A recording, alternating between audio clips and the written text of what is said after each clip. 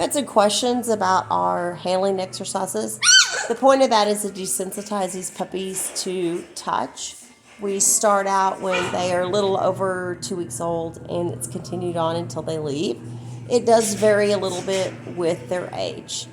So at this age, we are doing daily petting from head all the way down the back with the grain of the fur.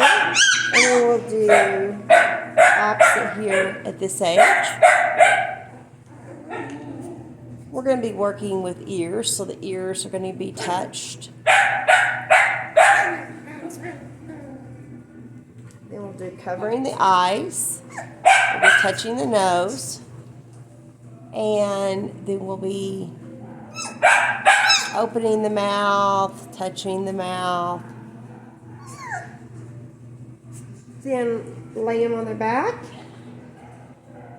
And make some big circles on the tummy. And then we'll be touching each paw. And we'll be tapping on nails. And at this point, this is what our daily handling exercise consists of.